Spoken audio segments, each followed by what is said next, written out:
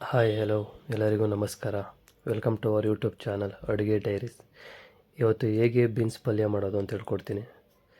ಈ ಥರ ಬೀನ್ಸ್ ಪಲ್ಯ ಮಾಡೋದು ತುಂಬ ಟೇಸ್ಟಿಯಾಗಿರುತ್ತೆ, ತುಂಬ ಸ್ಪೈಸಿ ಆಗಿರುತ್ತೆ, ತುಂಬ ಇಷ್ಟಪಡ್ತೀರಾ. ಅದು ಹೇಗೆ ಮಾಡೋದು ಅಂತ ಹೇಳ್ಕೊಡ್ತೀನಿ.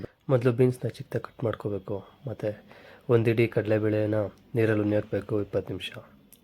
ಆಮೇಲೆ ಹಾಕಿರೋ ಕಡಲೆಬೇಳೆ ಮತ್ತು ಬೀನ್ಸ್ನ ಒಂದು ಕುಕ್ಕರಲ್ಲಿ ಹಾಕಿ ಅದಕ್ಕೆ ಅರಿಶಿನ, ಉಪ್ಪು ಇಷ್ಟು ಹಾಕಿ ಬೀನ್ಸ್ ಮುಳುಗೋ ಅಷ್ಟು ನೀರು ಹಾಕಬೇಕು. ಆಮೇಲೆ ನೀರು ಹಾಕಿದ್ಮೇಲೆ 2 ವಿಷಲ್ ಕೂಗಲಿ ಅಂತ ಗ್ಯಾಸ್ ಮೇಲೆ ಇಟ್ಟು ಪಲ್ಯಕ್ಕೆ ಏನೇನು ಬೇಕೋ ರೆಡಿ ಮಾಡ್ಕೊಳ್ಳಿ. ಪಲ್ಯಕ್ಕೆ ಈರುಳ್ಳಿ, ಕರ್ಬೇವಿನ ಸೊಪ್ಪು, ಕೊತ್ತಂಬರಿ ಸೊಪ್ಪು, ಮೆಣಸಿನ್ಕಾಯಿನ ಚಿಕ್ಕದಾಗಿ ಕಟ್ ಮಾಡಿ ಇಟ್ಕೊಳ್ಳಿ. ಅದ್ರ ಜೊತೆಗೆ ಹೆಚ್ಚಿರೋ ಬೆಳ್ಳುಳ್ಳಿ, ಸಾಸಿವೆ, ಜೀರಿಗೆ ಇಷ್ಟನ್ನು ರೆಡಿ ಮಾಡಿ ಇಟ್ಕೊಳ್ಳಿ. ಇಷ್ಟು ರೆಡಿ ಆದಮೇಲೆ ಈಗ ಬೀನ್ಸ್ ಪಲ್ಯಕ್ಕೆ ಸ್ಪೈಸಿ ಆಗಿರೋ ಮಸಾಲೆ ಹೇಳ್ಕೊಡ್ತೀನಿ. ಯಾವ ಥರ ಪೌಡ್ರ್ ಹಾಕಿದ್ರೆ ಸ್ಪೈಸಿ ಆಗುತ್ತೆ ಮಸಾಲೆ ಅಂತ. ಅದು ಮಾಡೋದು ಹೇಗೆ ಅಂದರೆ, ಜಾರಿಗೆ 3 ಬ್ಯಾಡಗೆ ಮೆಣಸಿನ್ಕಾಯಿ, 2 ಒಣಮೆಣ್ಸಿನ್ಕಾಯಿ, ಸ್ವಲ್ಪ ಜೀರಿಗೆ, ಸ್ವಲ್ಪ ಸಾಸಿವೆ, ಚಿಕ್ಕ 2 ಪೀಸ್ ಶುಂಠಿ,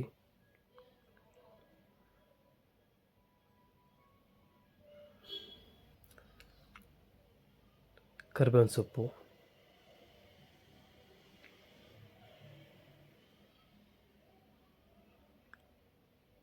ಜೊತೆಗೆ ಅರಿಶಿನದ ಪುಡಿ ಹಾಕಿ ಇಷ್ಟನ್ನು ಹಾಕಿ ಒಂದು ಜಾರಲ್ಲಿ ತರ್ತರೆಯಾಗಿ ರುಬ್ಕೊಳ್ಳಿ. ಬಾಯಿಗೆ ಸಿಗಬೇಕು ಸ್ಪೈಸಿಯಾಗಿ, ಫುಲ್ಲು ನುಣ್ಣಗೆ ಮಾಡಬೇಡಿ. ಆಮೇಲಿಂದ ಒಂದು ಪ್ಯಾನ್ಗೆ ಎಣ್ಣೆ, ಒಂದು 3 ಟೇಬಲ್ ಸ್ಪೂನಷ್ಟು ಎಣ್ಣೆ ಹಾಕ್ಕೊಳ್ಳಿ.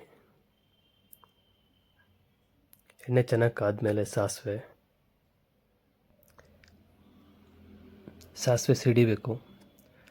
ಸಾಸಿವೆ ಸಿಡಿದ ಮೇಲೆ ಸ್ವಲ್ಪ ಕರ್ಬೇವಿನ ಸೊಪ್ಪು ಹಾಕ್ಕೊಳ್ಳಿ. ಕರ್ಬೇವಿನ ಸೊಪ್ಪು ಕೂಡ ಸಿಡಿಬೇಕು. ಕರ್ಬೇವಿನ ಸೊಪ್ಪು, ಸಾಸಿವೆ 2 ಸಿಡಿದ ಮೇಲೆ ತುಂಬ ಫ್ಲೇವರ್ ಚೆನ್ನಾಗಿ ಬರುತ್ತೆ. ಆಮೇಲಿಂದ ಕಟ್ ಮಾಡಿ ಇಟ್ಕೊಂಡಿರೋ ಈರುಳ್ಳಿ ಹಾಕಬೇಕು. ಈರುಳ್ಳಿ ಗೋಲ್ಡಿಶ್ ಕಲರ್ ಬರಬೇಕು, ಯಾಕಂದರೆ ಹಸಿ ಸ್ಮೆಲ್ಲೆಲ್ಲ ಹೋಗಬೇಕು. ಒಬ್ಬೊಬ್ರಿಗೆ ಈರುಳ್ಳಿ ಹಸಿ ಸ್ಮೆಲ್ ಇದ್ದರೆ ತಿನ್ನೋಕ್ಕೆ ಇಷ್ಟಪಡಲ್ಲ. ಅದಕ್ಕೋಸ್ಕರ ಎಣ್ಣೆಲಿ ಚೆನ್ನಾಗಿ ಫ್ರೈ ಮಾಡ್ಕೊಳ್ಳಿ. ಗೋಲ್ಡಿಶ್ ಕಲರ್ ಬರಬೇಕು, ಆಗ ಹಸಿ ಸ್ಮೆಲ್ಲೆಲ್ಲ ಹೋಗುತ್ತೆ. ಗೋಲ್ಡಿಶ್ ಕಲರ್ ಬರ್ತಿದ್ದಂಗೆ ಸ್ವಲ್ಪ ಜೀರಿಗೆ ಹಾಕ್ಕೊಳ್ಳಿ.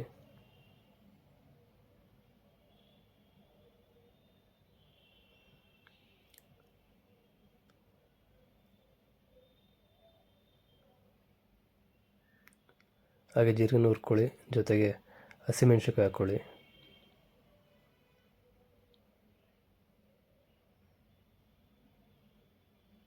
ಹಸಿಮೆಣ್ಸಿನ್ಕಾಯಿ ಹಾಕ್ಕೊಂಡು ಫ್ರೈ ಮಾಡಿ.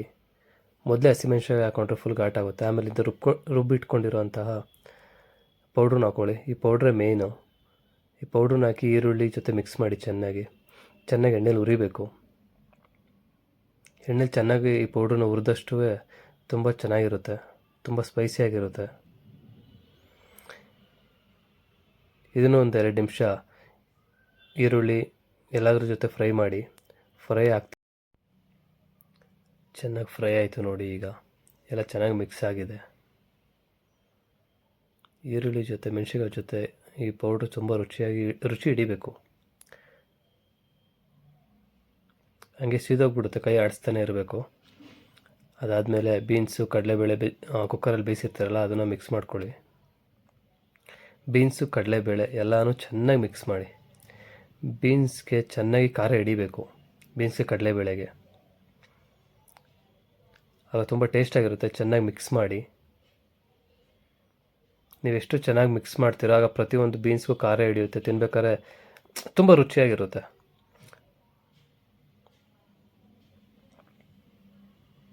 ಆಮೇಲೆ ಎಷ್ಟು ಬೇಕು ರುಚಿಗೆ ತಕ್ಕಷ್ಟು ಉಪ್ಪು ಹಾಕ್ಕೊಳ್ಳಿ. ನಿಮ್ಗೆ ಎಷ್ಟು ಬೇಕೋ ಅಷ್ಟು ಉಪ್ಪು ಆ್ಯಡ್ ಮಾಡಿ.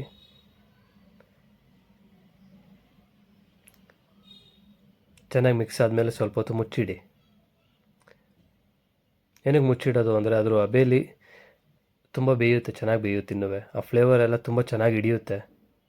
ಯಾವುದೇ ಅಡುಗೆ ಆಗಲಿ ಸ್ವಲ್ಪ ಕೊನೆಯಲ್ಲಿ ಸ್ವಲ್ಪ ಹೊತ್ತು ಮುಚ್ಚಿಡಿ. ನೋಡಿ ಎಷ್ಟು ಚೆನ್ನಾಗಾಗಿದೆ. ಮತ್ತೆ ಚೆನ್ನಾಗಿ ಮಿಕ್ಸ್ ಮಾಡಿ. ನೋಡಿ ಪ್ರತಿಯೊಂದು ಬೀನ್ಸ್ಗೂ ಚೆನ್ನಾಗಿ ಹಿಡಿದಿದೆ, ಖಾರ ಮಸಾಲೆ ಎಲ್ಲ ಹಿಡಿದಿದೆ. ಆಮೇಲೆ ಕೊನೆಯಲ್ಲಿ ಕೊತ್ತಂಬರಿ ಸೊಪ್ಪು ಹಾಕ್ಕೊಳ್ಳಿ. ಕೊನೆಯಲ್ಲಿ ಕೊತ್ತಂಬರಿ ಸೊಪ್ಪು ಹಾಕಬೇಕು. ಕೊತ್ತಂಬರಿ ಸೊಪ್ಪು ಫ್ಲೇವರ್ ತುಂಬ ಚೆನ್ನಾಗಿರುತ್ತೆ, ತುಂಬ ಇಷ್ಟಪಡ್ತಾರೆ.